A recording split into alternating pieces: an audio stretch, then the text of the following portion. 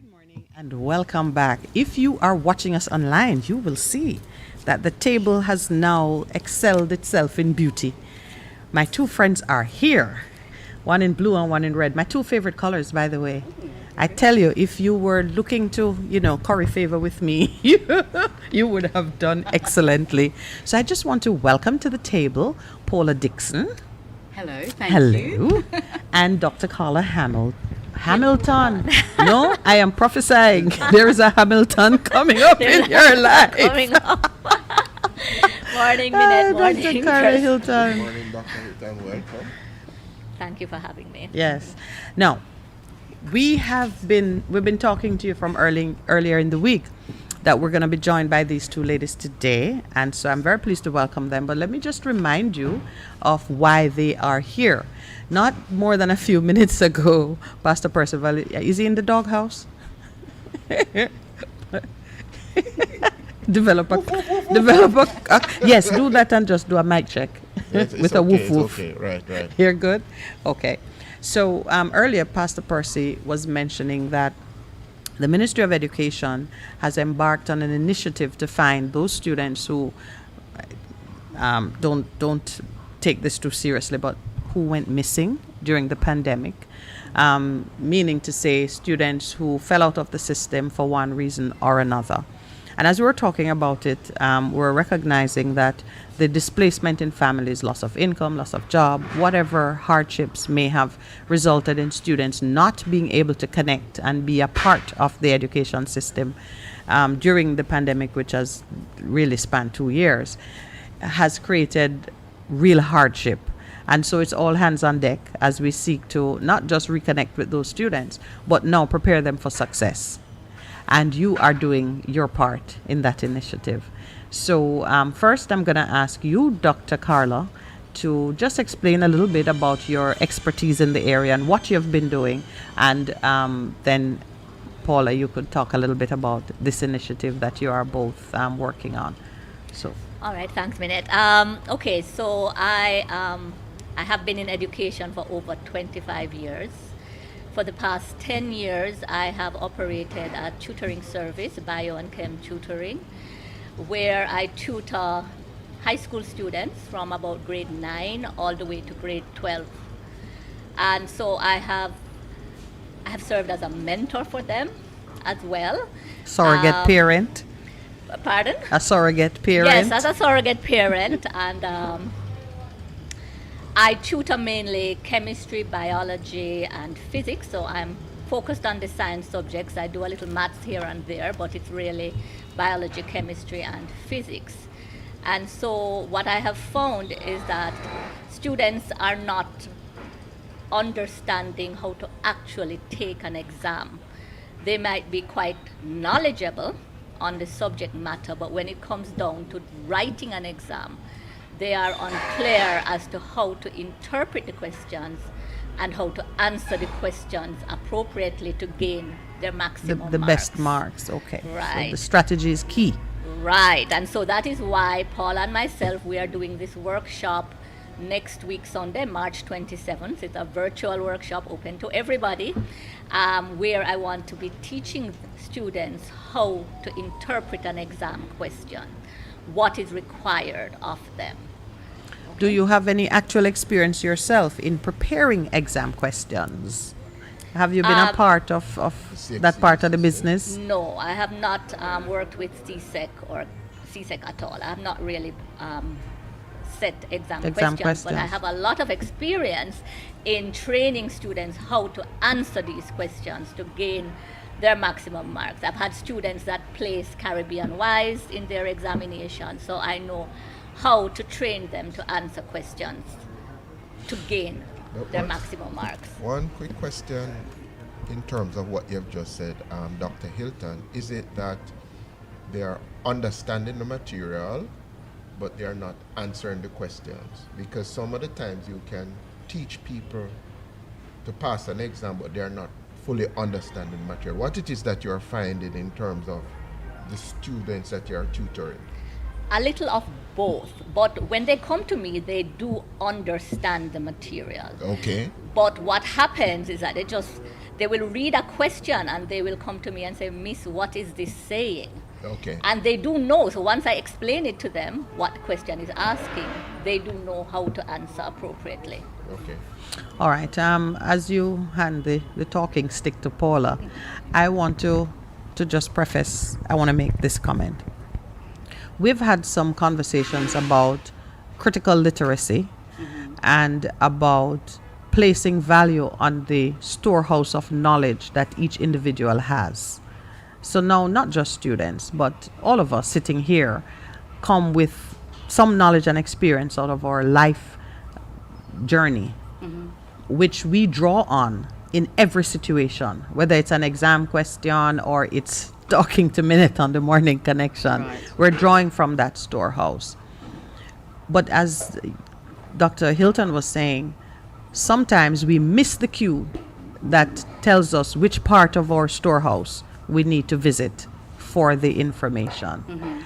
And this business of missing the cue can come from any number of sources or causes. Some of them social, some pertain to maybe learning disabilities that people might have and it remains undetected. I know you have some expertise in that area. I have personal experience with that, actually. I'm dyslexic. I'm going to put a disclaimer out there because it's something which is shied. People shy away from it. The poor learner or the person who is a slow learner. That tends to be the reference. I was called a slow learner. Okay. Well, that's better than a dunce. Well, hey, that too is also one of the other descriptions. But being dyslexic has taught me a lot about life and how people treat you when you're dyslexic and their first thoughts of you as a dyslexic. But I want to fix that today. I want to sort of really clarify what a dyslexic person is. It's a genetic difference in an individual's ability to learn and process information. That's what it basically is. It doesn't mean that I don't understand stuff, but I can't understand stuff, but as you rightfully said, sometimes it needs to be explained, or my take on it may be several different views. Okay. So you may say a question to me and I'll have several different views about what it is. But my abilities and my strengths are is that I'm very creative, I'm great at problem solving, and I'm a very good communicator. Okay? My challenges are spelling, reading, you'd never believe that, but memorizing facts. So I had to be taught how to spell and read fluently. Okay, and this is something I learnt in the UK. But you have to realize that, and I'm reading because of my dyslexia, I just want to point that out if no one's aware of it, I have to actually read stuff to remember. Okay? So we believe in the game-changing power of dyslexic thinking, and people in the UK, the organisations in the UK say that it's a game changer because when you're dyslexic and you achieve things like creating the light bulb, the iPhone, aeroplanes and motor cars. Come on, it's a gift. Yeah. So this thought about dyslexia being something which is a limitation. Or yes, a limitation. No, it's actually vital to shaping our future, and it will carry on doing that. So for me, being a slow learner, when I hear that, there's a gift there. There's something that we should be looking at, not categorizing and putting them in a group. And so this is one of the things I'd like to change through SET. And that's one of the things that's dear to my heart because I see it, I recognize dyslexic students and people around me that are. Can you just define it for our listeners? Which one, SET or dyslexia? No, dyslexia. Dyslexia it's a genetic difference. So it basically means that... I think you have diagnosed Percy. Oh, have because you did read it initially. You said because it's a genetic. It's actually easier if I just speak about some of the things that you don't do or you can't do. Well, she said it's a genetic difference in how people learn and process information. I understand that, but that's what I mean because we are educating persons. So yes. Problems learning the names and sounds of letters is in early years. You'll see that. Reading slowly or making errors when reading, reversing letters like B and D. Yes. That's one of the things that they do. Making up words, like instead of saying sang, they'll say Sam. So they'll just make up a word because they can't ring, or they'll drop off a letter at the beginning or the end. Right. Or they will... that's for younger students, and it affects older students too, but for people that are teenager and adults, if you're an adult, you'll have difficulty taking notes or copying notes from a board. So if you're in a meeting, you may have a problem writing down what they're saying while you're listening. So you Okay. can't do the two quite well. What about writing backways? Oh my gosh, I've done that one, a complete whole paragraph. And then I Okay, you've looked at it. diagnosed me. See why we needed to define it. My parents thought the cure for that was glasses. Okay. So All I right. actually wore glasses from I was quite young. And you Writing have from the difficulty- board and the letters come. And difficulties yeah. revising for examinations, which is one of the reasons why I'm so into the program that Dr. Hylton's doing, because, you know, to have an explanation of why and having a way And of to have a remembering technique. a technique is Okay. all that we we actually focus on techniques. Because to emphasize your point, being dyslexic does not mean that your brain is unable to carry out the function. No. It just means you've got to use a particular method It's a to different get way to get of there. getting there. Right. Yes. Okay. And I associate myself with every dyslexic person because I know that it's the thinking out of the box. It's seeing the world in a different Exactly. way that Exactly. means you are different. Yes, Yeah. exactly. So I did write back did ways. write. Oh You yes, did. and You I did was write. promptly Okay. sent to the ophthalmologist Right, for a pair right. of glasses. Oh, Okay. wow. Okay. So it wasn't a genetic thing in her, just that there was a physical deficiency. No, it is genetic. It is It is genetic. You'll find Yeah, that for one of you? your parents. Yeah. So in terms of your glasses, because the glasses fixed it. It didn't fix it. Oh, okay. That's kind of like the irony of it. Oh, okay. Yeah, and All the other right. thing to note is that if you are dyslexic, you'll find that one of your parents. So Yes. a parent who normally sympathizes with you Okay. tends to have a learning difficulty, or they recognize that, oh, I had those problems. So yeah, it tends to be like that. Yeah. Okay. Okay. So that means to our listeners who are out there, they can begin to say, oh, okay, before I've been having it, but I couldn't Yes. understand. I've been Yes. labeled as being slow learner. Yes. That It's kind a of freeing thing. experience Yes, to know what it is. It really See, is. we're talking about salvation this morning.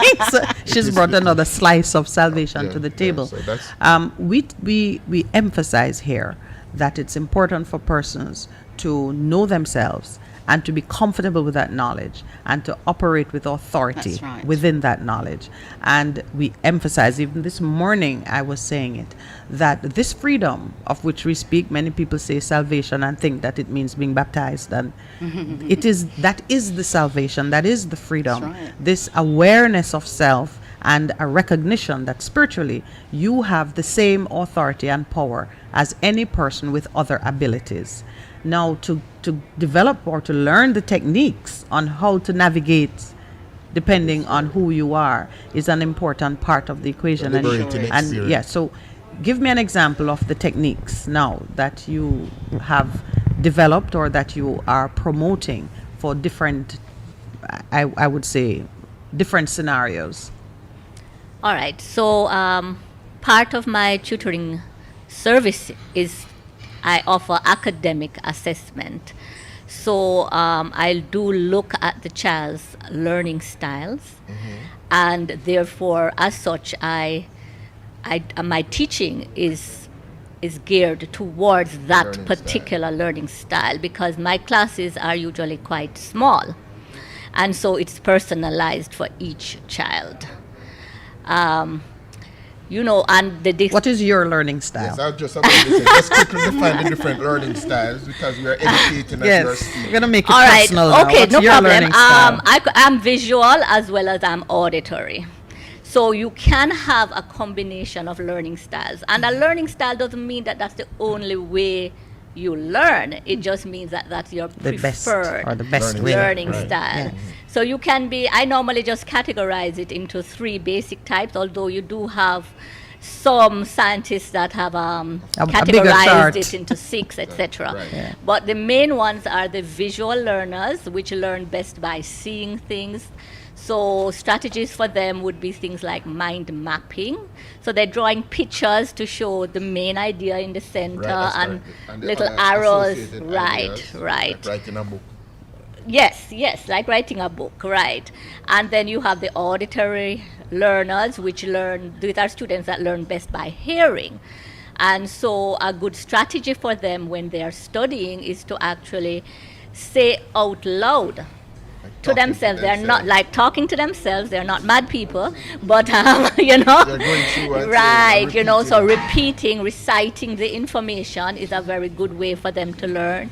They could also tape record themselves as they are studying and then And listen back to it. listen back and even to when you're in it. the exam, You remember and you see the Exactly. questions and you remember and You're hearing the voice. voices. You're That's hearing what the makes voice. sense. So you're auditory, or which one? What's Both your of them, learning style? auditory and visual. Right. Yeah. And then you do have the tactile learners, and these are the students that a lot of time the teachers believe are the troublemakers because they can't sit still. But it's not that they are troublemakers, it's just that they can't really sit still for long periods of time. And so in the classroom, in my classroom, they can move around. But at school, I do understand that they can't right. move around. But limited space for the students. Exactly. That kind of thing, yeah. And maintaining order but and there not are things distracting that- other yes. students and so on. there are things they can still do at their desk if the teacher would allow, like one of those sponge balls, the Yes. stress balls. Yes. And they squeeze it, they can tap their feet. Or the fidget spinner. Right, that as well. That And was banned in some schools. it was, but it does help those take off students that energy. learn best through tactile modes, and therefore now at home they can walk about and study. So walk in there, pace the Yes, floor yes. and have the book in front of them. They can doodle, nothing wrong with that. You understand? But so there are different methods depending on your preferred I look learning at some style. people's notes. They take your notes and say all these doodles and pictures Right. in terms of what doing. So the first technique then focuses on knowledge of self. Yes. Identify how you learn, what is the best approach for you, and then you I teach give them recommendations, right? excellent. And then hopefully they implement it. And I do need the Yes. parents' support with Yes. That's the most with crucial thing, implementation. Yes. So we can't forget the parents. They play a Yes. critical role. vital role in terms of what to be done with the students. For me, I'm visual, but not to see it on a chart. I have to see it in my mind. Yes, but it starts by Yeah, probably but seeing it as a chart. and Sometimes then- even I'm looking at the Okay. chart and the chart looks like a blur, but I create it in my mind. So we talk a lot about the spiritual, the power of the spiritual world, that things begin in an invisible realm. You build it in your mind before you see it in the natural. So for me, if I can't see it, I can be watching you doing it, but I don't see it. Does that Okay. make sense? I see you going through the motion. So it made sports, and especially competitive sports, very difficult for me, because a group of persons would be doing a motion, moving to the left and I'm moving to the right. I mean, it doesn't help that I'm left-handed, so I'm inclined to go in the other direction. But it made me very uncomfortable to be in a gym environment where they're doing a class and the group is all doing something. If I can't build it in my mind first, I can't do it with my Like what hands. you said, everybody's going to the right and she's moving to the left. Yeah. Which kind of speaks to why you think out of the box a lot of the times. That is true. That is what it is, yeah. Yes, So yes. she's not a follower, she's The not spark of Yes, genius. yes. Yes, that's what Yes. it is. It's She's the not- spark of I was genius, waiting for right? that word to be called. Oh, I tell you. I take it down, I take it back. But no, it's important to have people feel comfortable that this thing about you that might make you feel awkward is perhaps the best thing about you. That's so true. Yes. And so teaching that technique, I mean, I give you A+ for that. What's the A+. other Thank you. technique? Yes, 'cause I feel like I know myself a little better. I was just reflecting on something that Dixon it is, that you said. It's Paula. See, I make associations. That's why I learned. See, I pull it out for him. Because you made mention of people dyslexic who gave us stuff. You said the iPhone. Yeah. Who were those persons that? I don't know their names offhand. I wouldn't be able to tell you their names offhand, but there's lots more. I mean, in terms of actors, Whoopi Goldberg is one of those, Yes. and there's quite a few. I think the person who founded Made by Dyslexia is Richard Branson. He was Yeah. involved in the founding of Made by Dyslexia, which is Okay. actually a website. I don't know if you've heard of them. So it talks No, I've about heard of everyone Richard who's Branson. been made by, Richard Branson is one of the founders of that group. And on his site, if you go to his site, you'll see all the different various actors, actresses who are all dyslexic and have sort of put money into Made by Dyslexia And I suppose to get everyone most educated of across them, the world. I suppose most of them came to that acknowledgement or were diagnosed in their adult years. Yes. Because a lot of it goes unnoticed. It so does, it you're does. what you're doing to capture persons at this age. I mean, ideally, what's the best age for a child to develop this knowledge of self? In the primary level, I think at about 8-9 years, it would be a good time for them to know their their preferred learning So if style. you had a message for the Minister of Education, what would you say to her on this subject? Well, I think assessments, learning style assessments, is something that could be done throughout all schools. And I At mean, the beginning. right? Very beginning when the children are young. Yes. So you're picking up. In What she your says about classroom. 8-9ish. That's Yeah, the but age you're no, thinking, but or talking younger. You're about thinking 6, even 7. younger. Yeah. Okay, Younger. okay. It's like So I was in grade 1, and fun fact, I'm the only one of my mother's children who didn't go to kindergarten, because I was staying with an aunt for a period when should have normally put me in what you call basic school. So I just kind of arrived at grade 1 at age 6. So it was at age 6 that I got introduced to copying from the blackboard, and went home with my reverse letters. My poor mother looking at it and wondering what happened to this one. No, for And- dyslexia though, but they I was really, 6. They really have to assess earlier if it is for this. Yes. For that. So that's that age. I would was be talking about learning styles. learning but, styles. Yes, Yeah. yes, Yeah. yes, yes. Yeah. So That's I was important. about 6 when when the first weirdness display. But I was reading because I learned to read. Everybody learned to read the Bible in the country.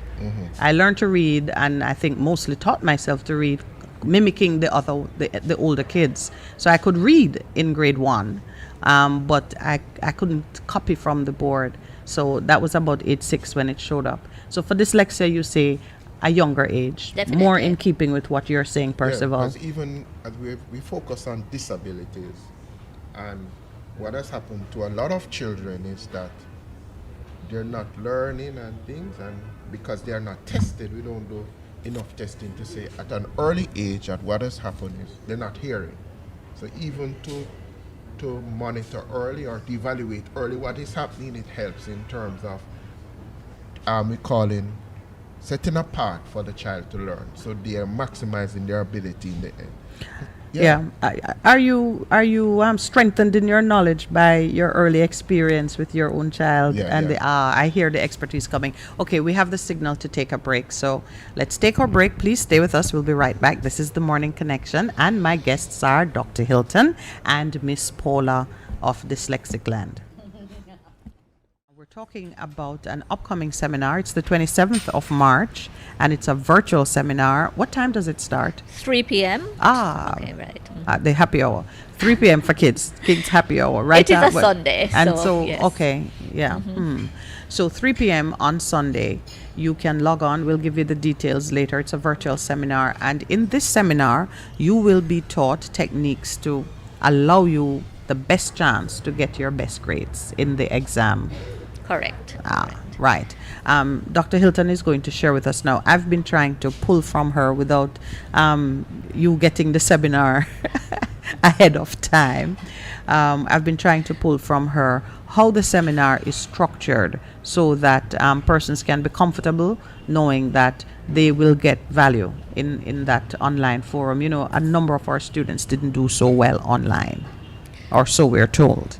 So tell me a little bit about your approach. All right. Well, exams are coming up shortly. For the 5th formers and the 6th formers, they have CSEC exams starting. Some of them start in April. Most of them start in May this year, right? And students have not been accustomed to actually writing answers for the past 2 years because they have been at home. Sometimes they type their answers and they're not given as much coursework and classwork as they used to get when they were in class. So they are lacking the knowledge about how to effectively answer exam questions. So this workshop will teach them the various techniques. For example, we are going to look at how to think like an examiner. What exactly is the examiner looking for right? A lot of times, for example, students might try to trick the examiner by writing lengthy answers with the one point written in many ways, right? This is That's good example. Examiners are not tricked that where way. we can't be tricked that way, right? They think they're smart and they're trying to trick us, but that won't be Won't work. effective. So they have to know things like that. What about handwriting? Sometimes the handwriting has to be legible. And these kids have not been accustomed to handwriting because everything has been online, I know. right, and typed. So we have to sharpen their handwriting skills. Some of them, they write very large, and so, you have a limited space on the exam paper, and so you don't get to actually put out enough information. So The you have to handwriting write. keep getting smaller and smaller as they... Right. And then they can't write too small either, because we don't want to have a magnifying glass to read Yeah. what is being Those said. are just real practical tips. Right. So, but more technical skills now would be in understanding, interpreting command terms. Now, the command terms or keywords are the words that are actually telling you what is demanded of you in the question, such as describe, explain, differentiate, compare, contrast. A lot of students have difficulty interpreting. So they might have the knowledge, they might very well know how to explain something, but instead they have described. They describe. And so they're not getting the marks. Okay? Also, with graphical questions, I find that students have great difficulty. And graphs are not just for maths, right? It's across the board. It's especially present in the science subjects, but it is also present in some of the art subjects, right? And they're asked to draw a graph. And for example, just this week I had a student, there were 2 sets of plots that they needed to put on the same graph, but they were confused as to how to do this. How to depict seemed it. like an impossible task to them, which really, and they have the knowledge, these are bright students, right? So you have to explain things like that. Sometimes students will see in a question, they ask you to draw this or to calculate, the slope of a line. And they don't realize that this is still asking them gradient. They obviously know how to do gradient, but they don't know how to do slope, but it's the same thing. Slope and gradient, right. yes. So there are lots of things that they need to be taught. Also, they need to know how to handle their anxiety. We're going to go through that because anxiety is a normal part of the exam process of, preparing Normal on part the of day life. of the exam, right, but and it's not all bad. A little anxiety is good, right? It's adrenaline flow. right, but if in case, and I do have 1 or 2 students that will actually get nauseous, they can't perform in the exam, and so we have to practice with them, teach them techniques, let them actually do it in a session so that they know what to do in the real exam. I have to ask you this, and you'll see my own bias emerging in the question. What is the continued utility or modern day utility of testing children in this way? The application of exams in a pressure cooker environment, handwriting, and so on. Do you foresee the disappearance of this approach to testing ability? The handwriting aspect, for sure, I think will eventually be phased out because some students are they much prefer to type an answer than to handwrite an answer. However, testing does serve a purpose and will always serve a purpose because it is the way in which teachers can assess learning. No, it's the method of testing I'm The querying, method, okay. not the... Yes, the method of Not testing. I will test you every definitely- day, but I test you on the job. I recognize that every don't day. I test you That is every why I day? love you so very much because I'm going through it.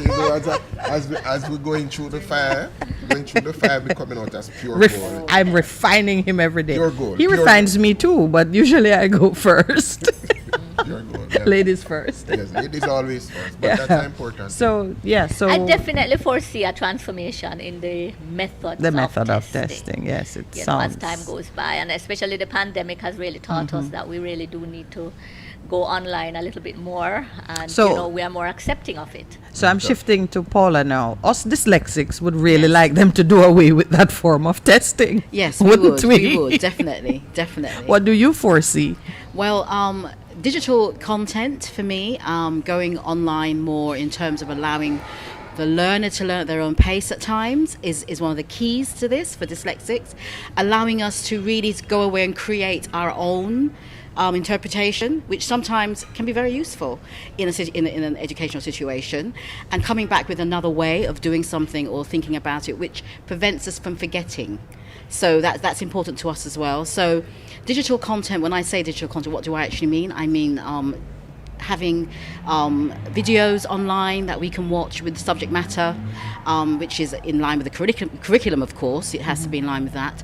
And being able to have materials online where we can do our testing, see what our results are ourselves at times would be useful, and work out where we're going wrong, because sometimes having someone telling you is not as effective as you just trying to do it yourself. And discovering other ways. So digital curriculums and content would make a very big difference to us, because it would also help teachers to evaluate what's going wrong, maybe identify some issues we may be having, but I think that would be a good way forward.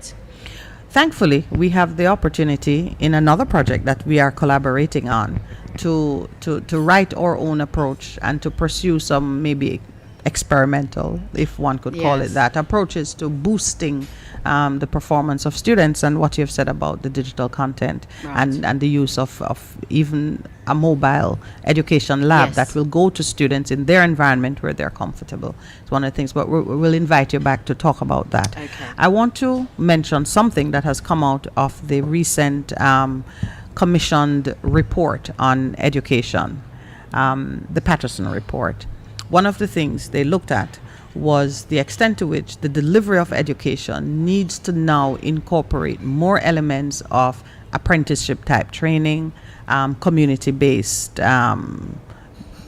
activities, and how did they refer to it? This is where you kind of like you can earn your degree in stages. So they sort of break it into metered portions, whether it's to match your pocket or your time, but to I'm taking you off your seminar for a little bit, because if you are, whether through your not-for-profit work or the structured work you do in a corporate setting, you are a part of the emerging policy and the future of education. Share with me, if you can, your views on how we can incorporate more of those approaches in the delivery of education. Have I taken you too far off script? All right, so let me in the Patterson report, they have pointed to the fact that we need to expand how we do education. And so she's spoken about apprenticeship, which is very prominent in countries like Germany. You don't finish high school without learning a skill or something like that. So she's asking, what do you think is the value of that as we move forward in education in Jamaica? Well, Thank you. Okay, well, for sure, application of the education. All the time students will come to me and say, Miss, why do I have to learn this? That's where I was Right? going. And so you have to give them real life examples. So for example, because I teach a lot of chemistry and physics, they can't see the application. But once I explain to them and show them something, they say, oh, I didn't realize that, The connection. Right. So we have to teach in a way that connections are made. And I don't believe that a lot of that goes on inside the school system. And then you have to remember, the school system, you have 40 odd children in one class, so it's hard for the teacher. So I can't really blame the teachers. It's just difficult for I never them. blame the teachers, Right. because they have to operate within a structure, and that's Exactly. the structure they're given. So the curriculum from the Ministry of Education needs to be adjusted the way CSEC test students need to be adjusted as well. They've been doing a shift, in terms of CSEC, because before you just go and do your math exam or do your English, now there is an SBA There's portion. an SBA like portion, with the maths. yes. My son is doing math this year, and he has had to do a research project in terms of, he's chosen statistics. So they have to go out and collect the statistics and what it is, then use the same formulas they've learned in terms of coming up with graphs, plotting it and so on. So I think they've recognized, but they're not moving fast enough. Right, they're not moving fast enough. Right, Like right. even from my alma mater, they said, okay, you want to see how statistics is applied, go and collect some data. How many cars? Boys love cars. How many BMWs is it pass? And they're doing the data collection and collating them and saying, so that is helping them in terms of seeing how the statistics basic applies to daily living. That's what you're talking about. Yes, and that's excellent, but across the board, That's the what they need to different do. subjects. Exactly. I mean, they do have SBAs, they do have a project to do for the science-based subjects, but a lot of times it's not deep enough, I think, and they have to do it in a very limited time. The resources at the schools are not available because for science-based subjects, it's lab-based, so you need the different reagents, etc. And a lot of times they're not available. Our time. Well, right. From our time. What our time? That's a young girl you're talking No, to. not from my time. From our time. What? It continues to be a problem. Because I fight with Pastor about that every day. That's all right, but from our time, because we are asking ourselves, have we really shifted in terms of the fact that this for the science subjects, have we resourced the school sufficiently in terms of the laboratories, the reagents, and you're going, oh my, you can't have 10 students doing one lab, and that is a lab that counts for what the 10 students should have, and it's a simpler resource question. That's teaching them teamwork. Yep, really, no? I'll take this one so you can. Really, it's not that way. Thank so you. I agree with Thank you. you. And even in the Patterson report, they have asked for a shifting of resources. They said go earlier instead of later, because if you have a good foundation, Early childhood education being it the makes it being the better for focus. learning, because you've stimulated the children's mind sufficiently so they're ready for higher learning. What do you think? You're educated. What do you think? And what has been your experience coming out of England, I should ask you? In terms of Resources. Are the schools properly resourced, you think? the majority of schools are, and we have teacher assistants as well. So we don't just have a teacher in a class, but we have teachers who assist in the classrooms. And depending on the level of learning or the students' capabilities, we'll have more than one. So that's one of the things we do have. We have specialist teachers who will visit classes to recognize or to help teachers identify students with dyslexia or other learning difficulties. And then we don't believe in pulling those children out of class.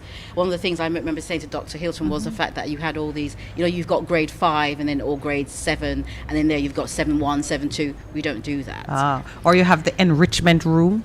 The enrichment room where you send the kids who need more or less. No, they stay within the class, and what we do, we call that inclusive education. Yes. So our the teaching methods and everything they're doing will help every child. So it works for every child. So if you're doing a simple maths problem of addition, and a student can do maybe can do 1,000 figures in 1,000 in adding, but a child can only do tens, then you give the child the tens, you give the concept of learning of what you're doing is the same.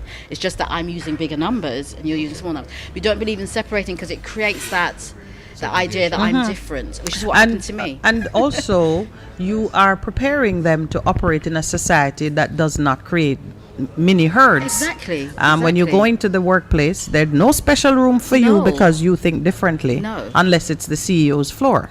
And you have to be promoted to that. Exactly. But yes, it mimics the real world, and that's what's critical. And so that's what I saw coming out of the Patterson report, that there was a greater intent to match the learning experience with the work environment or the society into which the students are going to then go and be and participate. We were having too many of our employers saying, children are coming out or young people are coming out not sufficiently prepared to be useful in the work environment. And back in the schoolroom, students are saying, why do I need to learn this? So nobody's happy. The student don't think what they're learning is going to be useful, and the employer is saying what you're sending out to me is not useful. I have to spend additional money preparing the persons to fit in with what I'm doing. We were talking now about the differently abled individuals who hit the workforce, and if one could say a scale of value.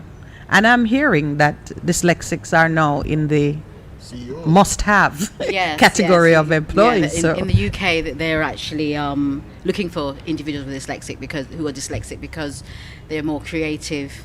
They think outside the box. They're quite prepared to go into an organisation and see things that no one else is seeing, and make changes. And they tend to think, first of all, of an idea within their heads and create a total picture. And I mean, I've done this.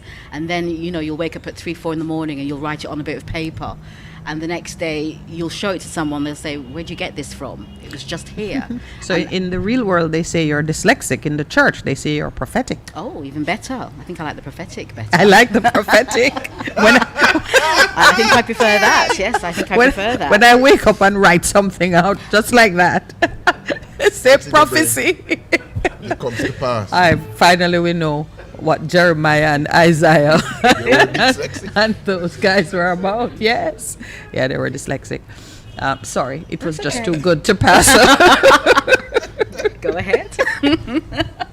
Think outside the box. Yes, think outside the box. Yeah, but that's an interesting fact, and I wanted to highlight it. I suspect Jamaica is not there yet, because I've long recognized that countries at different stages of development can have the luxury of doing some things that we can't. When we're still trying to build a house, we're not so fussed about air conditioning and the finishes. And the UK is a bit farther along. So now they are looking for the better mousetrap. We're still trying to get the mousetrap. What do you think, Karla? I see I inspired something in your head. I hope this helped, but I've had an idea for a while.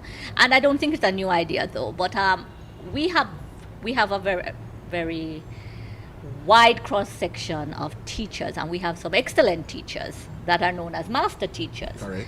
Why can't we have the master teachers doing classes for all students across Jamaica?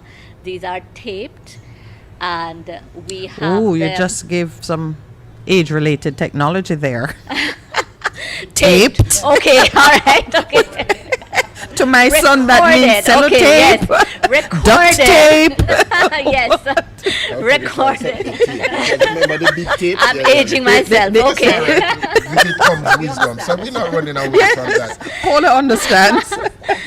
So we are. So it's recorded and played for all those inner city communities, those rural communities, with their own teacher present now, that can now take it further by now giving them assessments, giving them practice on what is taught in an engaging way, because not everybody has the ability of bringing across a subject matter. But master comes with time and experience. Exactly, and yeah, so it's limited. Can I tell you why your idea is not a new idea? Right. Prime Minister P.J. Patterson in 2005, when we created the Universal Service Fund, asked for the first project to be funded from the USF to be e-learning. And e-learning was meant to digitize all of our educational material and make available master teachers online for the benefit of all schools, regardless of their location or their standing. And it's just amazing to hear you say it, because from 2005, that was approved. The first project approved for the e-learning fund, for the Universal Service Fund, was e-learning, and e-learning meant to deliver exactly that, and we're still not there. But why? Because they're busy putting up hotspots in some areas where they're looking for. It isn't. All right, we're going to take our break and cogitate on that issue. Why it is that something that seems so simple is still yet to be done, and we have the money for it. Good morning and welcome back. We are having fun, and it's not breakfast time as yet. I give a shout out to JD's Urban Pub. But in this segment, before less people think it's a free seminar, and it's because you love us so much, which I know you do. But if it don't cost you anything, then it won't be of value to you. So there has to be a tool. So tell us how to get onto the seminar, the cost of it, and so on. All right, you can register and pay by going to my website, which is www.khylton.com. That's KHYLTON.com. You will find more information about the seminar, as well as a button to click to register and to pay. It is $3,000 per person. Okay. And is there a space limitation? Is it like, the first 100 are in? Yes, we are limiting it to the first 100. Oh my goodness, that was just a random guess on my part. Because it might become a little too difficult after Prophetic that. pastor says. Just pick it up.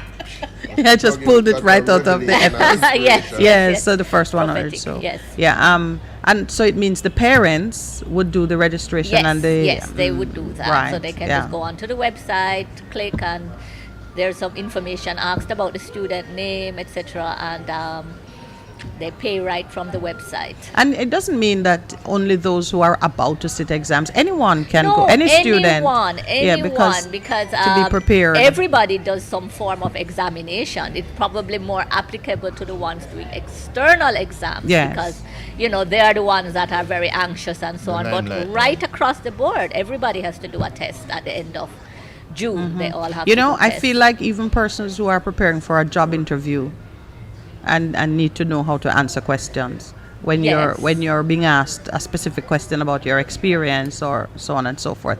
I'm just getting you some more business. What about and tertiary level students? Too? Yes. This is of great benefit Yes. to tertiary students as True. well. So we're not really limiting. It's just that I know that the CSEC students are The the Cape. more anxious, the CSEC Right. and the Cape. Yeah. But it's across the board. As you were speaking earlier, talking about understanding, stepping into the mind of the examiner, I grew curious as to how examiners seek to test on a subject. What are the focal points for them? I mean, take any subject. Take one of yours Yeah, that you tutor in. What are they looking for?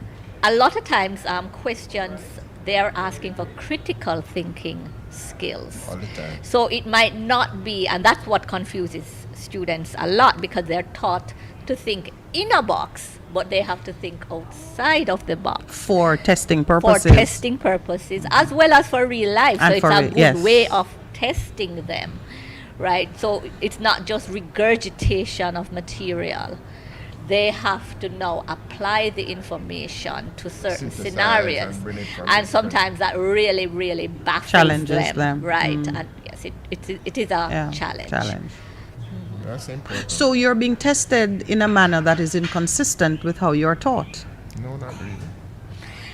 Well, Yes, No. because she says you're taught to think in a box. You're taught in a structured way, but you are tested to pull from that information in a non-traditional or in an unconventional way. I'm not so sure, because most people. What you're not sure educator. about? No, you're an educator. I am. And in terms of Bloom's taxonomy, that's how people Yes, learn. yes, You yes. start with just regurgitating to the end, where you have to bring everything together in terms of synthesizing the information that you have. And most of our educators have been exposed to that. But Yes, Pastor, but you're- not necessarily in the rural communities, and I find that there are problems in certain schools, certain of the the more prominent schools in quotation marks, I went to the same teachers college. No, but you see, saying that a Not thing is done, historically done in a particular way, using a particular methodology that is deemed credible by virtue of its longevity and presumed utility, does not mean that that is still the best way. It's just the way that was made popular and acceptable at the time. Look at what's happening. The commissioned report says we are finding a disconnect between how students are prepared and what the world requires.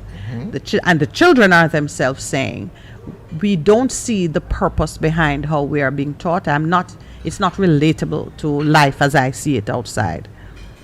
I'm asking a question now as to whether or not some of the changes that are required would break up that conventional way of teaching so that the student is being prepared in the way that the world requires them to think. It's what I'm asking. I think the answer is self-evident, but how to do it is going to be the challenge. The report suggested we do more apprenticeship type where you're learning on the job. So you are being confronted with the challenge that you have to solve in a real world environment instead of an examiner trying to put together a question that could challenge you in that way.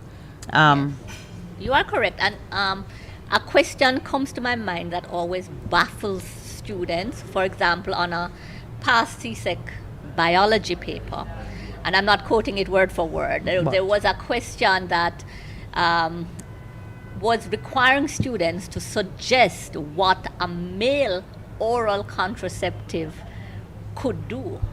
So we don't have currently a male oral contraceptive, and they were being asked if such a thing could work, was invented, what would it do? What would it do? What would it do? So what's your answer?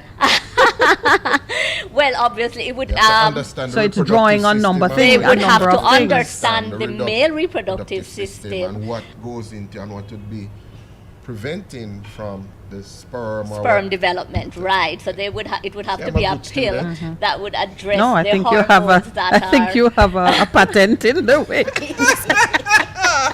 Patent doing that I'm about to expose.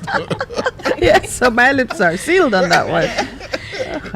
Well, that's just an example to show Right. you how sometimes the questions are phrased, and they are sometimes. That's a good question, actually. It is, Yeah. and it did baffle even the brighter students, so to speak. Yeah. The really knowledgeable ones couldn't really The connection. make the Make the connection. connection. You know. You have to understand it, and if it a male contraceptive would be to prevent from.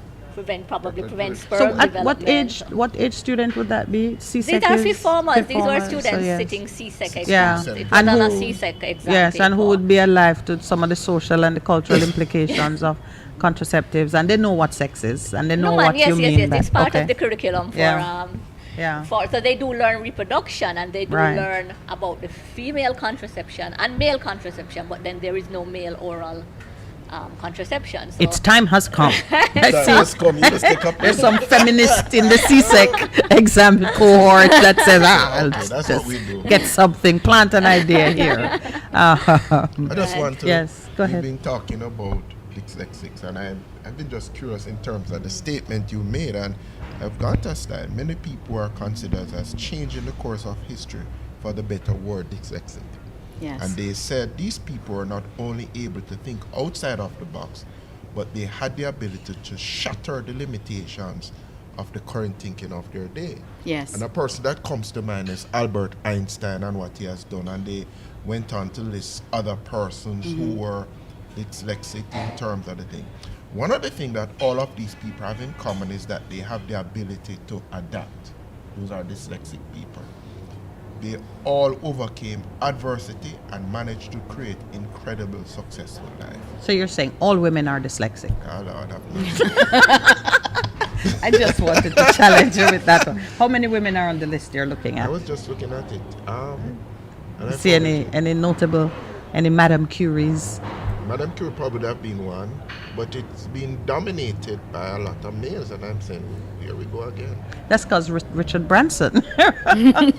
No, Paid but for no, the Patricia site. Palo. No, there's a woman on it. With an unpronounceable name. Yeah, Patricia Polacco, who didn't learn to read until she was age 14. She suffered from undiagnosed dyslexia until a teacher recognized her disability, and she goes on to become a famous writer of children's books. So that was important. And then people like Steven Spielberg and other people have been chosen to be dyslexic. Yeah, you're in terms competing of with that. the noise from the road. Okay. That is, yeah, but it is. Richard Branson, as we've spoken about, created this site. Well, So- since we have 3 women at the table, I'm going to raise the gender issue. I mean, we're in the majority right now. But don't you see even the gender bias in the treatment of some of these issues? I think if a woman is a slow learner or regarded as a slow learner, there's not a mad dash to bring her up to pace. So she might go undiagnosed unless it is extreme, like, at 14 you can't read, and maybe it was a female teacher who took an interest. Did it say that it was a female teacher? It was a male teacher. It said it was a male teacher? Or you're just checking. presuming it? I'm just Because we'll checking. see another bias here. There is the presumption that the movers and shakers. But I do see the potential. No, it was a male teacher. I do Thank see you, the Mr. potential. Falanka. Mr. Falanka, yes. Yeah. I do see the potential for some of the biases that prevent. Yeah, to be continued to be sustain, Yeah. reproduce, because of how the bias that exists in terms of how we go. Because in some countries, girls don't go to school. Yeah, so you wouldn't really know. Pick it up, yeah. Yeah. So that's true. But I find it fascinating. So you are a famous person amongst us then, Miss. I would hope so. Oh yeah, no, we know so. We know so.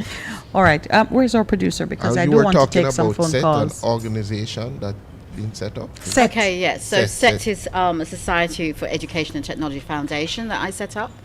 And the idea there is to help people basically identify dyslexia in schools. So teachers can get free materials. There are tests you can do. If you've got a child, you can do a tick box test to find out Are if you you're... serious? Yes, it's up and running? So it's a website up and running, but the idea is that there are lots of sites that are used in conjunction with what we're doing, like the UK Dyslexia Association, because they've got so much information on that.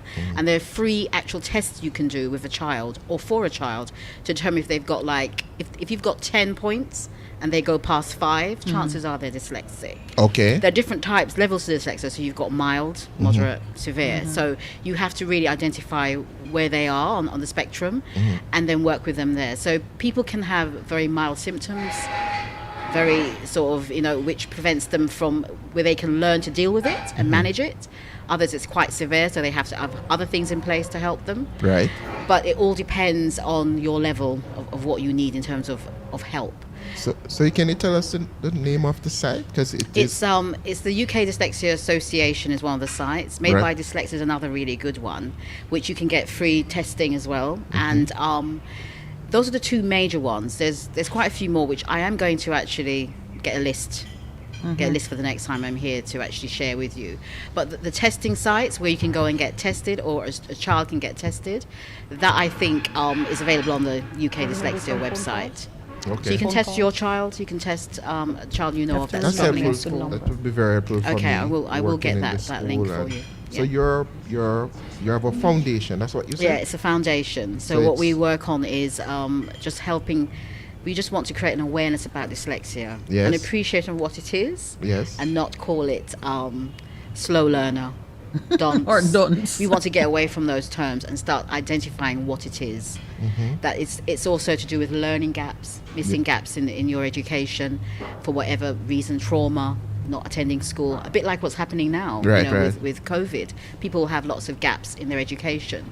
And so how do we deal with that and address that? Yeah? Okay. May I ask a slightly personal question? Where are you on the spectrum of... I'm moderate, so Moderate. therefore I have papers and I have words that I have to remember, and so I'm moderate, definitely. Yeah. I think you'll have to test me to see. Yeah, where I am. yeah. I I think know you I'm might be not doing a little bit better severe. than me. No, but I I don't- find that I have to write, even though I don't think I really need copious it. notes. I take notes. Yeah. I just have the desire Okay. to keep. So I have notepads with.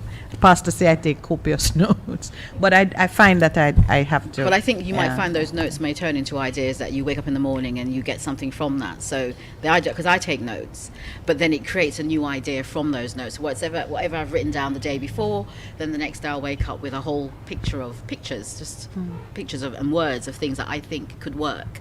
So that's how it tends to work. So maybe that's why you do the note taking. Well, I'll submit to a about it. proper consultation another date. But I will just say this. You will hear from Dr. Hylton and Paula and the foundation that she has set up SET again, because the education project that we're doing to introduce the mobile labs and to give assistance to those students who have fallen behind with the online learning. Missing. Yes, both of them have very kindly consented to be partners with us on it. But we'll have a separate conversation on that, because that's a big, whole exciting project. It is, on it its is. own. Your seminar on Sunday. Are you the only presenter, or will No, Paula be? Are you your participating? Paula will also be co-presenting with me. What is the format of the seminar? Just a mix of spoken words and pictures, or Videos and yeah, We will have some videos. We will have a breakout room where we will give students a chance to actually work on something. And of course, yes, we will also be giving out handouts as well, so they have something to remember what we have taught during Yes. the workshop. Yeah. When I was a student, it was very popular to use mnemonics to remember stuff. Is that still a thing? Still is still popular, a thing. and it is still a thing, Stop. and something that You we need to still explain to do. the audience what are mnemonics, please. Very well, go ahead. I don't know. That's why I'm asking. Oh, then it's not the audience, it's to Percy. No, man, that's all right. Asking for a friend. Now, mnemonics are really just abbreviations that represent a word. So, for example, when you're at school and you were learning the colors of the rainbow, and you learned Roy G. Biv, Yes. do you remember that? Yes. That's I know a what mnemonic. that's because right? All right, Oh, so okay. confession, I have never used a mnemonic. Really? Never. How would I remember it? If I don't remember, I don't even remember passwords. Ask Lowell. I use one password For everything? For everything. If you know me, you know my password. Because I fret that I'm going to forget the password. And if I write it somewhere, I fret that I'm going to forget where I wrote it. And then I just said, you know what? Just make it something that if you wake me up in the night and ask me. So that means I could stick you up and say, give me the Absolutely. code to go into your bank A account. password is meaningless to me. Oh, my Lord. I do not hide things. Even if you come to my home, I don't hide things. I don't lock away stuff because I'm just going to fret that I'm going to forget it. Okay. where it I wonder is. what that is. There's another word for that, you know. What is that? For forgetting stuff. Freedom. It's called freedom. Freedom.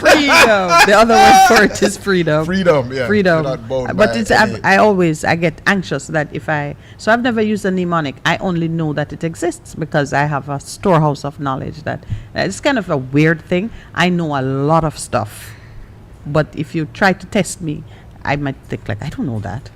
Not sure I know that. But I do have. The mnemonics is something that I go through with students when I'm doing my studying workshop. I won't really be touching much of that on Sunday because For the that's on techniques. exam techniques. But I do a studying workshop, and I've been around to a few schools that I go into the schools and actually present to them on that topic.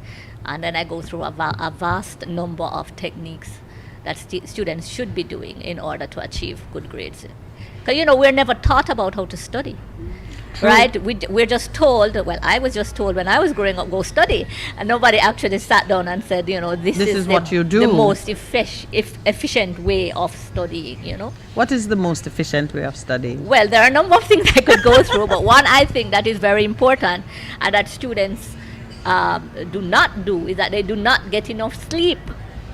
And yes, Most important thing. and I think that is probably the number one thing. If you get enough sleep, your brain is so much more capable of absorbing material. So you're not wasting time. I don't like to study. In my entire education career as a student, I have never studied past 8 p.m. That's another thing. I prefer to get up early in the morning yes, and when do you're my fresh. studying because Yeah. the brain is well rested. Yeah. And I do have to get my 7 hours sleep, otherwise I'm useless. That's why Lord set it up for you. Must Yeah. rest. Yes. So I'm Rest, that gonna you're say refreshing yourself. I'm gonna say something weird. I've never studied. Okay. I've never studied. I remember thinking, well, this is going to be exciting. Watching, like, getting to university and seeing people study, like they lock themselves away and they have books and so on. And all I do is read. But reading is a form of studying, Minette. But if it's but active.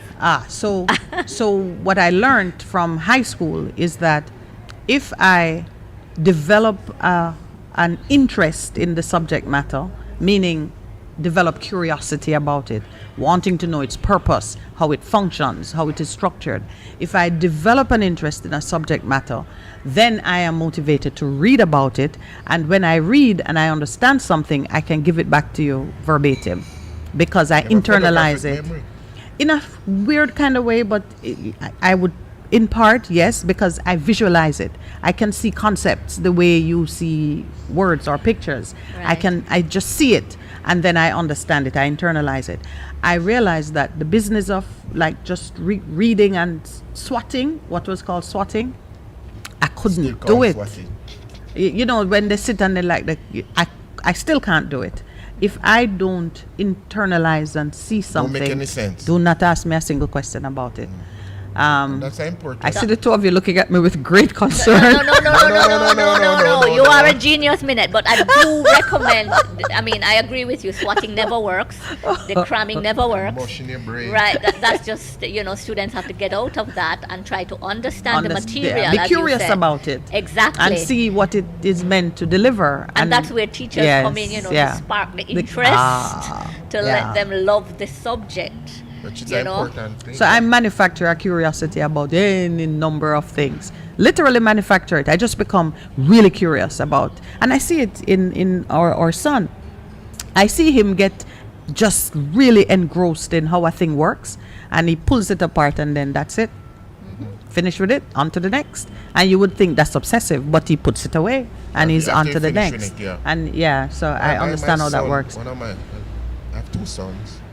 One says, I'm saying, I don't see you studying. He says, I really don't study. What I do, I get assignments, I work on them, I do it well, so that in the end, when the exam comes, I know it. You remember it. Yeah, that's with yes, him. right. And so the thing is, for him, and the other one goes, does it, and then I see the grades, and I say, when did you study? Him going, hey, they got that from their mother. So I'm shifting on you. I'm shifting on you because I see persons in public life and I often wonder, are they educated people? Their behavior, and then sometimes you hear that they're doctor this and so and so, and most of them are now some of them are serving as parliamentarians, as technocrats in high places, but their output does not reflect a process of education. Sometimes even when you hear them speak or they write or how they communicate ideas, I become concerned that they did not go through a process of the mind being trained with any rigor. The question is, what is education? Do you share my sentiment? Have you had such a concern? What is education? What is education? Well, yes, you're right. And education needs to be holistic and right. Leadership skills in our young ones. And it's funny that you brought that up because I don't think I mentioned this to you. But we are doing a leadership program. Paula and myself, we are doing a youth empowered to soar and program. You have not invited us? It's called Yes. And Youth Empowered to Soar. Yes. Right. Wherein like we want to develop leaders now, not no future leaders. We want them to have the leadership skills within them, and everybody has it, but we want to bring it forth right away. And that would include things like communication skills, presentation skills, emotional intelligence, conflict resolution. Big right? one. So that's our plan for this summer. We want to introduce it as a summer program. We also want to join forces with you, Minette, and go into the communities and help to develop them, not just academically. All right. So I love the way I love the way she answered the question by speaking to the future when our leaders will reflect training and conscious thought and input. All right. We're going to take our 9 o'clock break. When we come back, I would like to open our single line for a few calls. So I'm just going to recite the number so you can prepare yourselves. The number to call, as always, on Thursdays, 876-361-6583. Please stay with us. This is The Morning Connection. We're going to be right back. Good morning and welcome back. Are we starting with a phone call? We're getting up call. Should we start with that? Okay, so for this segment, Pastor kept saying it as I used the word education repeatedly. What is education? Now, the foundation, to kick you off or to start us off, I'll refer to what was described as the policy. Caller on the line? Oh, I'll get back to that. Good morning. Welcome to The Morning Connection. Yeah, good morning, Mr. Lawrence. Good Good morning. morning. Hi, Russ. How are you? You guys sound a bit low though. Sound a bit low? Hearing Yeah. us clearly now? Yeah, I'm hearing you clear now, but Okay, go ahead. not much, but it can work. All right. Yeah. All year you guys discussing about slow learning. Was a slow learning or Oh, no. We're two things we're talking about. We have guests Yeah. in the house, Dr. Hylton and Paula Dixon, and they are speaking about an upcoming virtual seminar to teach students examination techniques, how to understand, interpret, and give your best answer in the exam environment so you get the best results. But in the course of that discussion, we have looked at a very common and often undiagnosed learning disability, the dyslexics among us, and giving credit to the famous ones who have contributed great things to the world of technology, science, and industry, because the genetic condition which predisposes them to learning in a different way actually gives them the gift of making some stellar contribution. I feel like language have a lot to do with it, like the language that the person, spoken. Because like for instance, like so Jamaica got patois now. Yes.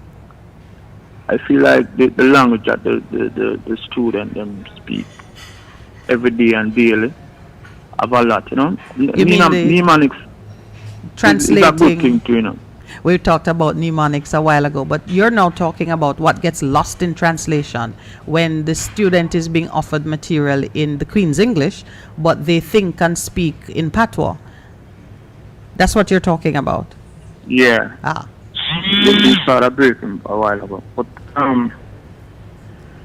but generally the language that the students speak, they mostly learn faster.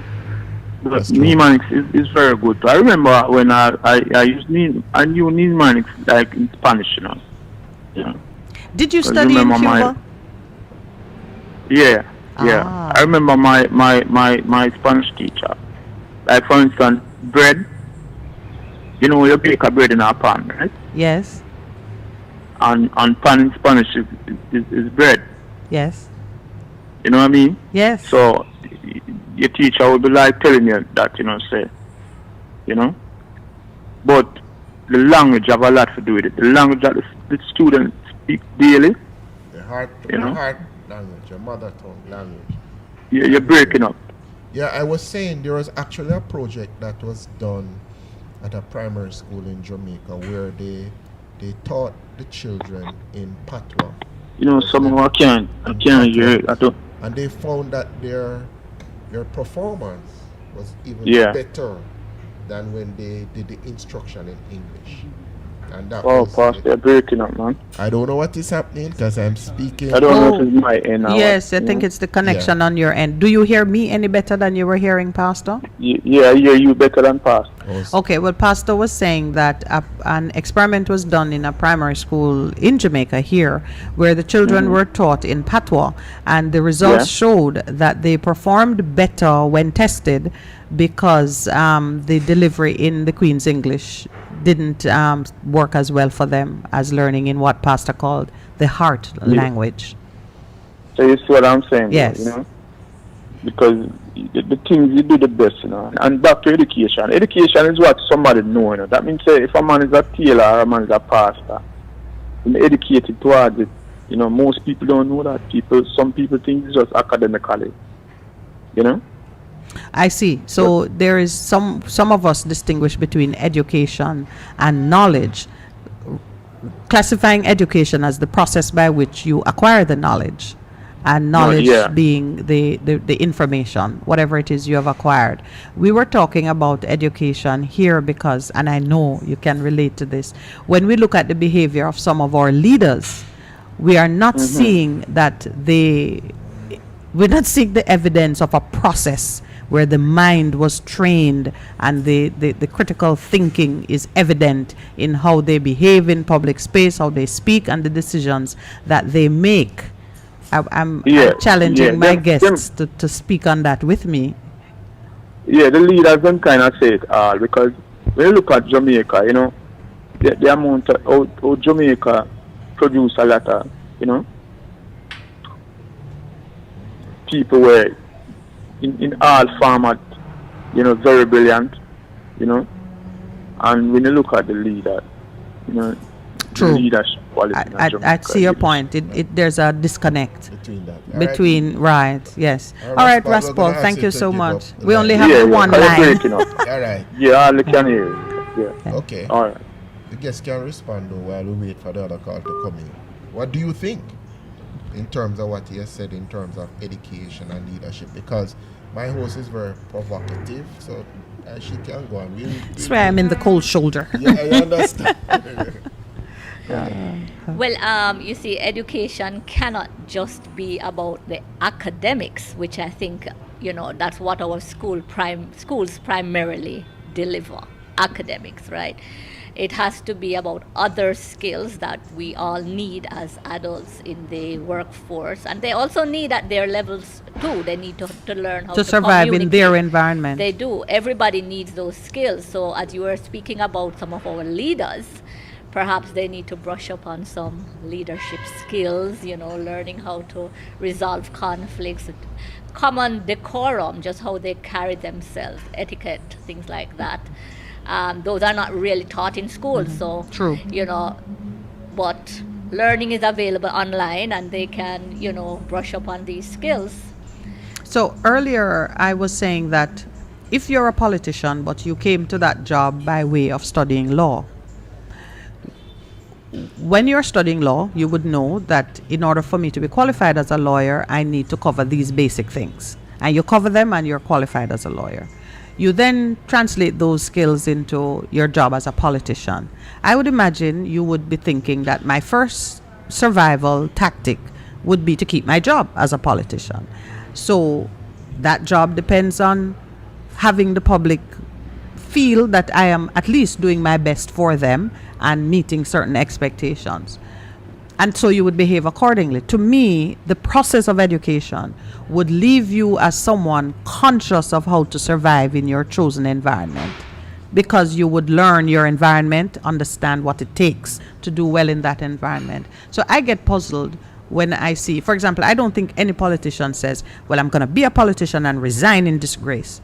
I don't think anybody says that. That's my... So when I see that happening, I know something has gone wrong, because that couldn't have been your ambition. So I ask myself, how did they not develop the survival skills for that particular job? And that's why I then say, well, you know, were you educated? So education as a tool for survival. What say you? Is it a tool for survival, or is it an abstract? You just want to know things and it has no it purpose. Certainly will help you with survival, for sure, because I mean that is how you're gonna acquire a job, make a living, support yourself. There you go. Right? So it is a necessity of life. The more educated you are, the higher paying jobs you can acquire then. Or you can create jobs. Or create jobs, of course. Yes, you are quite correct. I mean, creation of jobs is very important. All right, we have a caller. Welcome, yes. caller. How are you today? Hello? Yes, Good go morning. ahead, sir. Welcome. Yeah, good morning, Miss Minute. Good morning, Pastor and everyone. Yeah, you them need you know, academic education is great. Yes. But you still have to feed them with spiritual education. Because even critical thinking, they have to think spiritually too. That means they can solve certain things that they have to fight. True. You know, any disagreement they have, them can So solve like it with resort to. It is righteousness, man. Yeah, my righteousness. Yes, miss. So so that is great. So in that one year, so as when me hear talk here, it's not just academic for you. True. I have give them some other type of So it has to be some spiritual holistic. thing in them. Make them know how to fear the Lord. So in the fear God, you know, even in the parliament as they say, they have education and go to university. But it's not just one way of teaching. So there are many ways of teaching. So yes, miss. So it's just that part them want to say. I love it. Thank you so much. You know, but right now still when I ask Raspal, did I say him don't give me TV, but he must say that if you know him now Come go say fan radio for big up yourself, you know, and it's not a good thing. No. You know, talk to you. But you know, Raspal is your friend, so he's not trying Yeah, to. but if you know what, give me, you never have to call me on TV, on the radio for say it. You could call me one hour and talk to me, come talk to me the day before and the day before too. All right. So I in know. that country. All right, All right. thank you. Somebody will Yeah, fix man. that. Bless All up. All right, my brother. Thank you. Yeah, cool. Yeah. So you see what I'm saying? No, righteousness as named, he has taken on a name that reflects his philosophy, and he believes in being in right relationship with others and living in that way. That's a part of how he has trained his mind. So even to mention conflict resolution, how people, how we use parliament a lot as being kind of like the proving ground of some of these things we talk about. When you look at how issues are dealt with and so on, you're feeling like, okay, these people did not receive the requisite training or have not trained themselves to behave in a way that would lead to survival in their chosen field, although some of them do survive. I would just want to big up Young Pressure and his son. Yes. Young Pressure is out of Pittsburgh, one of our callers online. He just told us that his son, 10 years old, has been Arimi, that's his name, has been selected to display his piece in a art exhibition that's happening in his era. Congratulations to you, Daddy. Young Brandywine Artist Exhibit. I'm going to check it out online. This is one of our listeners who's in Delaware. And his son has, as we talk about, the achieving excellence, his 10-year-old son. So, Young Pressure, big up to you. You've said you haven't been with us for a long time. I realize now that I haven't seen you online for a bit, but welcome back. Right, so, but education has to be holistic. And I remember a principal, she's now retired, and people are saying, why don't make the girls, I give it away, why don't you allow the students to take as many subjects as they want? She said, we are working with a program of education which is holistic in terms of morals, the academic, the other social skills, because education is it has to be more than just acquiring knowledge. And we've gotten into this trap that, all right, how many subjects are 15, 21? What is it doing for you? Is it allowing you to, as you have said, compete in your chosen field of study and to do the best that you can do for yourself? So education has to be more than the academics. The cognitive. And also social skills. Sometimes students are overwhelmed with so many activities after school. Yes. And a lot of these are also academic. So they're doing extra lessons in so many subjects that they have little or no time to actually socialize with their colleagues, play games, go kick some football, whatever it is, because their whole life revolves around just academics. Yeah, and that's usually the parents' fault. Yes, because you pay for it. Yes, that's correct. Yeah, and that's why parenting has to be addressed. What it is that we're looking for in our children. I mean, everybody wants their children to do well in school, but that's not all. Is there a component of your seminar that addresses what mommy and daddy should be doing, or? Supporting? Not for this seminar, but when I do my studying skills seminar, I always invite the parents, because they are the ones that are telling the kids many times to go and study for 3 hours on end and not accomplishing anything. I get the fight, man. Daddy, I'm not studying all the time. I said do other things then. But the other things that has happened, the pandemic, is so much screen time. Yes. So that's another thing that this pandemic has just thrown up, the screen time. But then parents still have to, take away the screens at a certain time if necessary. Okay, you spoke about sleep. I said at 10 o'clock, I have a 15-year-old. You must be in your bed. You must put away the instruments, because you need to rest and sleep. Him said, but I don't want to sleep. I say, it's all right. Trust that is wisdom, simply because you need to rest. You need to rest, resuscitate yourself, and get up in the morning to do what you need to do. I totally agree with you, Pastor. And if they're not doing it, you might have to physically remove the screens. So I understand that overstimulation with how the use of the screen can impact your health. I can understand parents being rightly concerned, but I get the feeling sometimes that parenting picks its spot in just being contrary. If you're outside too much, your parent wants you to spend time inside. If you're inside too much, they want you to spend time outside. And moderation. And sometimes it may be in achieving balance, but I find that a lot of us, our parenting skill just resides in shifting the child away from what the child is naturally disposed to do. In other words, we think that children ought to be doing what they're told to do as opposed to what they want to do. And I watch myself with that sometimes because as a youngster, I read a lot. So it's just so weird because now comes, I guess, the law of averages. You have 7 kids and one is inside reading a lot. And the parents will tell the other 6, why you can't spend some time inside? Reading like minute. But the fact of the matter is now I see kind of the reverse happening. Children are inside, they're online, and they're learning every kind of different thing. And parents become concerned. Not saying unduly, but I kind of keep an eye on how much of it is with just being contrary. No, not being contrary. Play ball. What I did actually was to sit with him and say, okay, let's look at a day. Let's do a time budget for the day in terms of studying. Oh, that sounds like you and Lowell read the same manual. Yes. Let's work with a time budget because the truth is, yes, you get a rate of return on your investment. And for everything that you invest your time in, you must get a return. And some of the things, you're really not getting a return. So we are teaching them some of the things we weren't taught in terms of learning about moderation and balance and the things like that. Because if you do too much of one thing, it's not good for you. Yes, sir? So they say.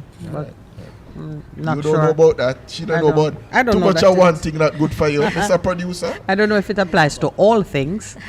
Like but what? Well, I pick a favorite one of yours, like worship. But I'm worshiping now. So too I'm much of created it. to worship. So too much of it. Too much of it is bad. I'm created to worship. But we just do this all the time. But you made an excellent point. One of the things we spoke about the role of parenting, Ms. Dixon. How important is that in terms of people who are dyslexic? How does that help in the process? Oh, it's very important. So if you don't have parents sympathizing with the fact and understanding the issues of dyslexia and what you're going through. I remember once we did a seminar, me and my sister, who's a specialist teacher, and what we did was we created a room where the screen was blurred, and we asked them to write what they saw on the screen, because that's what a dyslexic sees. They'll see a blurred screen, but we said, you need to write what's on the board, on the paper. But so we can't see it. Well, that's not our problem. Get on with it. That's what we're expected to do. And so we put parents through that who were not very sympathetic towards their child in terms of what they were going through, and we gave them time limits. Taking too long. You've got to get on with it. And some people actually broke down. They were actually very distraught about the fact that we were putting them through this, and they thought it was so unfair. So that's how the dyslexic feels. We did other examples of sometimes you're in a class and I mentioned you're not hearing what's going on, but you're there. You're present, but you're not hearing. So we did that in a muffled way. So they had problems hearing what we were saying, but we were told to write it, and they were very frustrated. That's very graphic. Yes, powerful. So at the end of it, a lot of them were like, very sorry. I'm so sorry that I never understood what you were going through. The idea is to get parents to empathize in a way where it's practical. They're not just telling them, your child's not hearing. No. Can let you empathize and become facilitators of learning instead of just generals in an army cracking the whip. Exactly, cracking the whip. So they now understand, so they now put things in place. They now more patient with the child, and they understand that learning for this person is different. Their child is different, but it doesn't make them not bright or be a part of it. So we did little seminars like that with parents who seemed to think that their child was just being difficult or lazy or had all these Yes, badges on their lazy is children, a you know, good- and yeah. just needs a good slap, you know, and these things are not going to work. Sounds Jamaican. That was going Oh, on that in was England. in Jamaica. This was Jamaica. Oh, This was What's going on Jamaica. in Sorry, you? this is Jamaica. We did a 3-year project called IEC, and IEC, it was basically inclusive education. So we sort of helped just to create awareness and to teach students. But one of the things we noticed there that students struggled with words like shot, and so when you say the man shot the person, they would type SHUT, which goes back to one of your callers saying the language. I'm going to say no, shot. And then it's but they would still say no. Shut the man. Shut the man. You know, and so things like this we had to address and say, or look, he if you, shot at him. so we sort of took the fact that we said, look, that's how you speak, that's fine. But if you're going to do classes, if you're going to learn English, this is how you have to do it. And so they then differentiated So they could between, differentiate and that was between- fine. yes. It's helped, fine it to helped, help. yes, They would yeah, just it say helps. that's the rule. Exactly. And you'll follow the rule, No, but but yeah. there's a difference. And when you're saying it like this is what it means. And when you're saying like that, that's what it means. And just educating the child and showing the differences makes a big difference Yeah, to a yeah. child's Yeah. education. So When- all credit to when I Dr. was in- Herbert Devonish from the language unit up at the university. They were the person who ran Oh, that for that experiment, yeah. yes.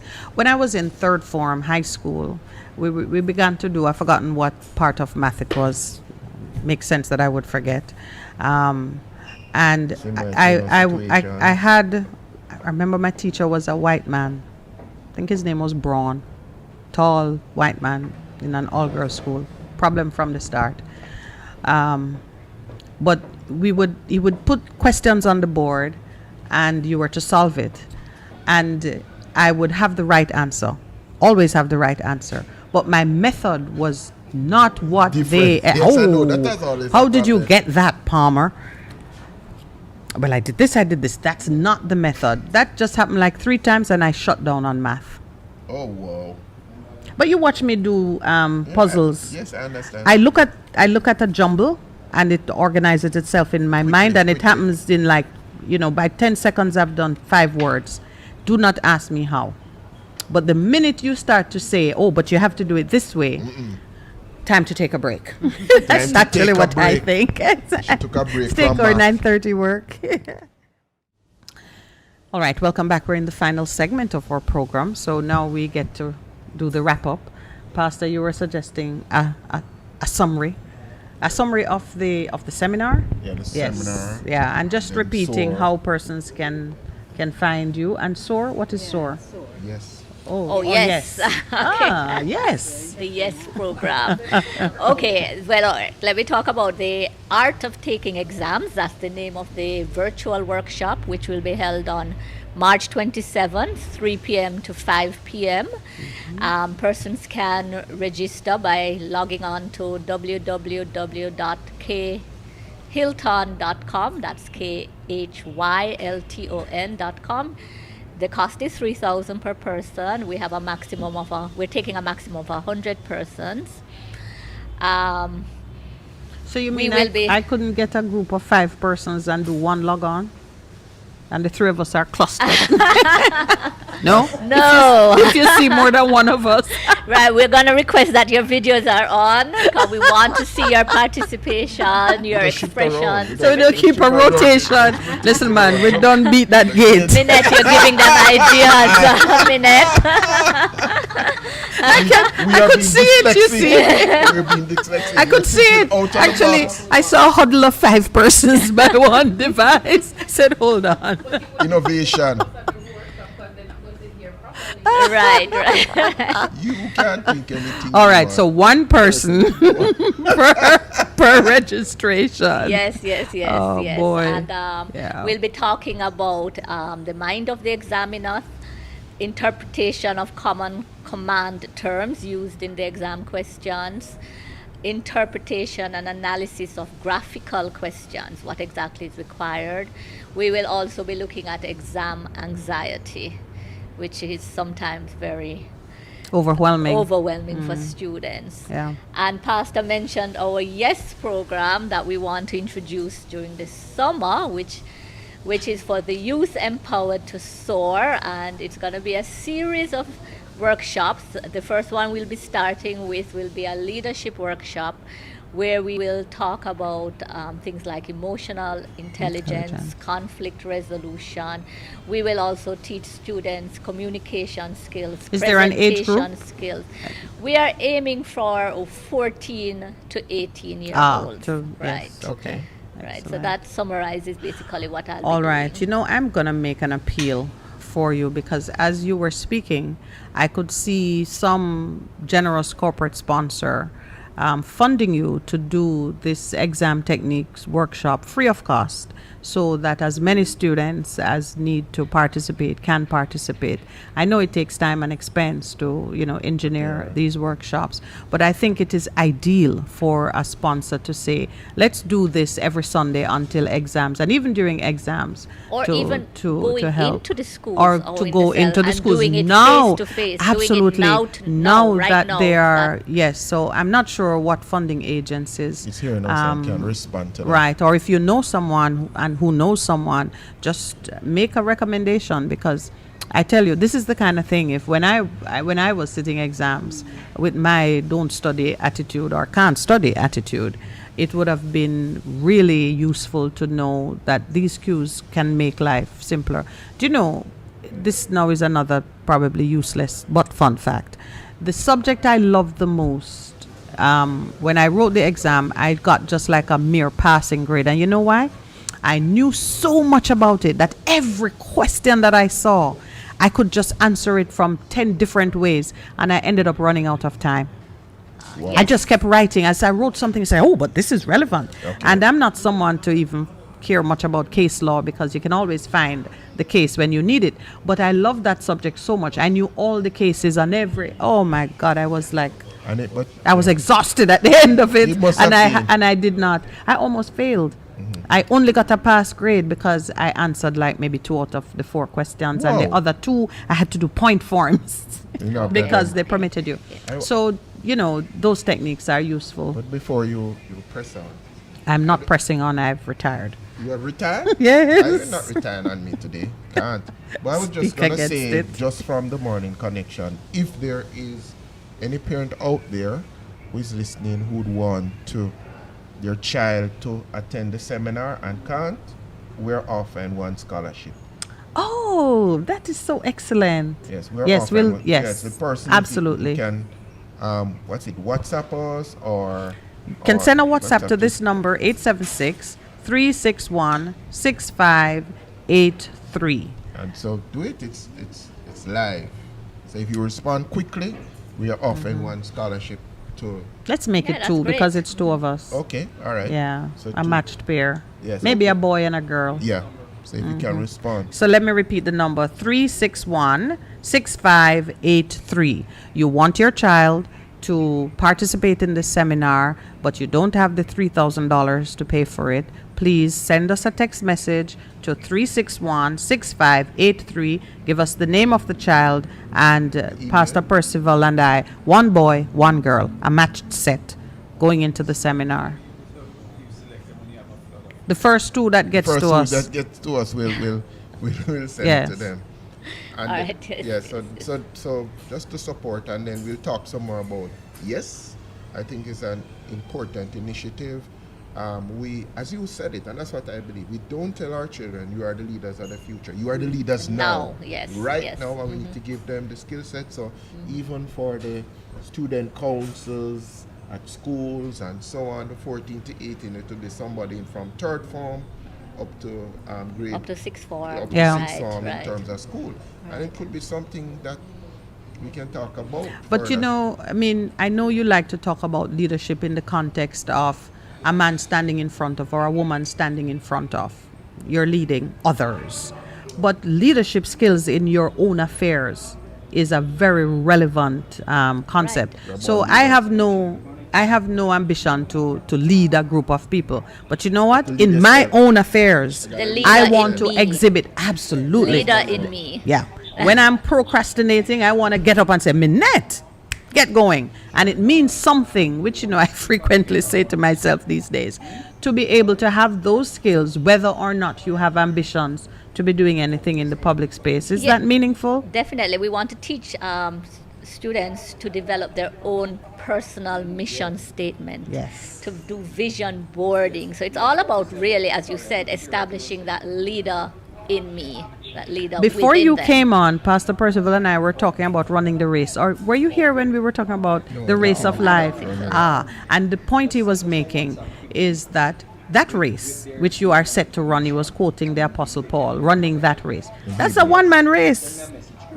Yes. Yet you need to compete against yourself, against your own failings, weaknesses, whatever, to be effective in running that race, because there is a prize that you need to claim in your own life. And so I love what you're doing with empowering youth. It's not so that you can go out and do better than the current crop of politicians and business leaders. It is so that they can do well in their own endeavors. The other thing that crossed my mind, and I'd love to hear any comment you would have on it, again, on the business of leadership.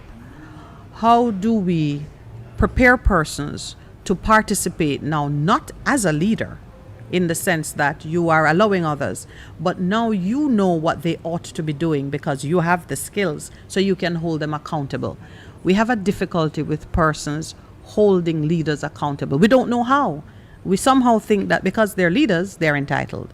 So we are not able to shift our perspective from being a follower to being the kind of follower who can hold the leader accountable because you know what he ought to be doing.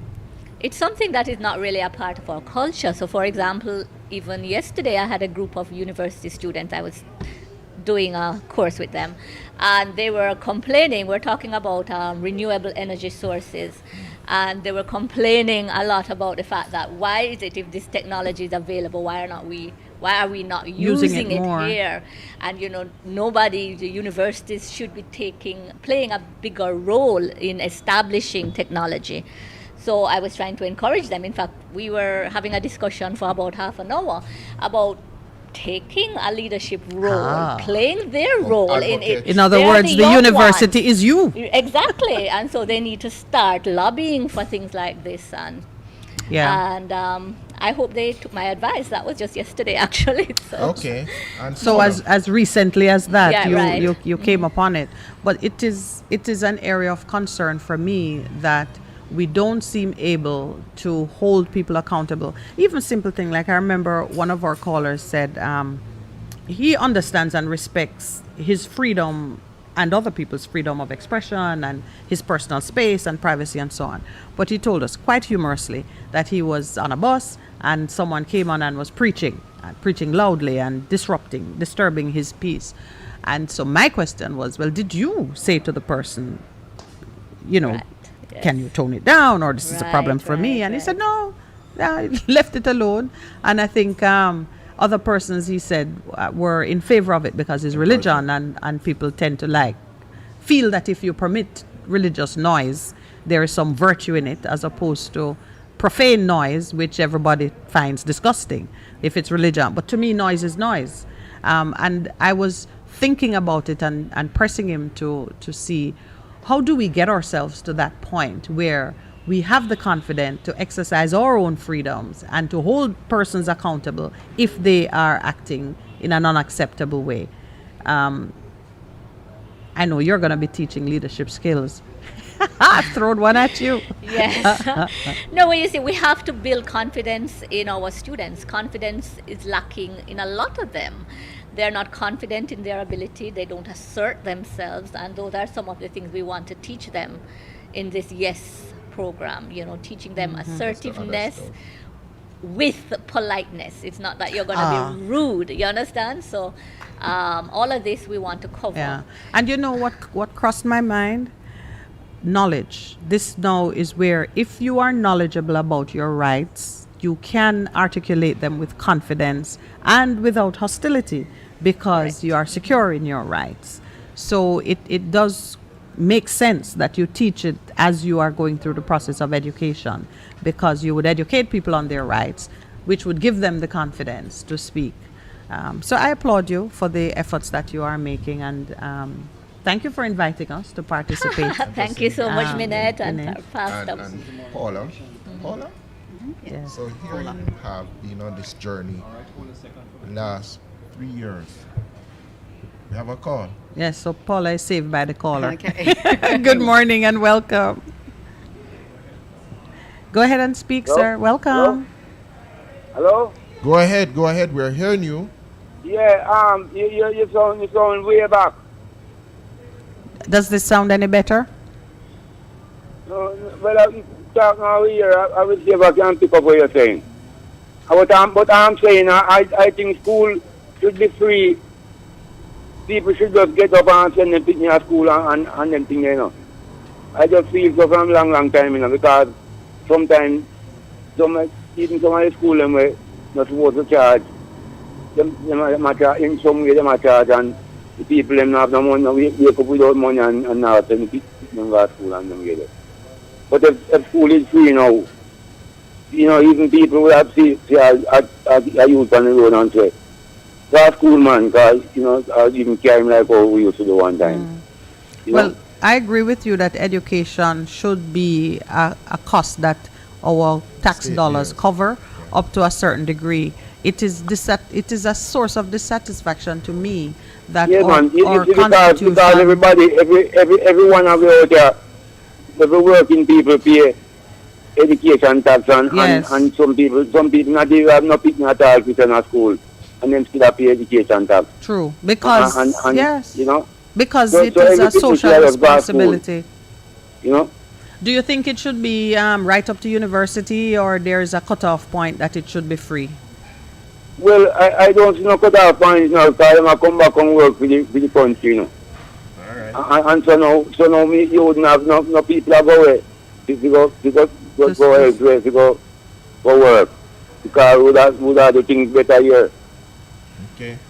Words of wisdom. You know, because we have learned everything what there is to teach. Okay. And some of the things that they're not teach it out there, you know, we have to go find and go learn. And all them things there. Are on the roadside. Okay. You know, because what people get them education on the road, on the street, you know. That's True. why education is not... Because even in high school, you know, you wonder where teacher are teaching. Okay. You know? All Thank right. you, sir. It's the real thing. You see what I really see? What I really see, you know? We have too much good-hearted people. But we look like we are too good and we get starved. Like we can't beat no more, you know, we can't beat no more. People are supposed to get beat, man. Really? How did you switch from education to corporal punishment? Who you want to beat? The All the children? government should have get some beat. All right. Okay, I hear you. You know, Alright. because it look like them want come beat and them want to beat. All right, sir. You know, see? Okay. So we the people supposed to set a thing to know that a government can pass this and this other thing and so on. Yeah, that's what we were talking about, accountability. You know? Yes, there is a skill so in learning how to hold even our leaders accountable. Yeah, and Miss Minute, Yes, sir. you was calling me yesterday, but you see my phone now, I don't know what I'm taking now. After the call, I get a message, you know. Yes, because it went to voicemail, and I was saying, but I asked you to keep your phone on you. All right, I will try again. I really don't know what I'm taking. I go check it out. All right. It did a ring one day and it not ring again. All right, I will try again. Right, so nice. Yes, ma'am. I will see. But Yes. you know, if you did leave a number, I could have called back, you know. Okay. Then. Oh, well, okay. Whatever happens next time, It's then I will leave a an unknown. Okay. Oh, All right. yes. Yeah, you know what? Okay then. All right. know, Okay. Good, No good, worries. we I call will you. fix that. Have a Alright. great day, Yes, and ma'am. thank you for participating. Yes, ma'am. Bless up to all of you. All right. Good. Right. Thank you. Yes, Paula. Yeah. What are your parting words to us in terms of dyslexia and the educational process? I'd like for listeners to think about people that they know around them, and to think about a few things that I mentioned earlier, but also visit the UK Dyslexia's website and have a look at the list of things that you're seeing in terms of what dyslexia is, the actual signs and symptoms of it, and just think about your nephew, niece, whoever parent, someone you know that may have signs of dyslexia. Start recognizing it. I think that's the first thing we need to do. Get aware of what it is. Go to the site, have a read, but look at the symptoms of what the causes of dyslexia in terms of the symptoms that you see. Forgetting simple instructions, not paying attention in class, losing interest quickly, not being able to speak very well but terrible at taking exams, those sort of things. Just look at signs for it, because if we can change the mentality of poor learner or slow learner or whatever whatever we want to call individuals who are not learning, then it's a start. And I would encourage teachers to just go to the website, have a look at what the signs are, and try and identify students that may be struggling with some form of learning difficulty in terms of that. All right, thank you for that. Now, your turn, Dr. Hylton. What's your parting shot? Well, I would like to encourage the parents to continue to encourage their children and stop, and they're having a hard time now in schools and adjusting to face-to-face learning. They need loving support. They need loving support. All right, so that is kind of my parting shot too. But first, I want to thank both of you. We did plan for you to be here, but you have exceeded certainly my expectations in your patience and just bearing with us as I took you off script so many times. There's no amount of warning that can prepare you for that. There's no script. Thank you so much, Minette. Yes, and we look forward to your being here with us again. Percival, you know what my parting shot is? Everything that we are saying speaks to having a more loving relationship in the overall. Because if we believe that there is no individual who is worthless, who is without value, then when we see them struggling in one or other area, we will know that there is a challenge that we can address. And sometimes, the way I look at the world, I say I am perfect in how I am designed.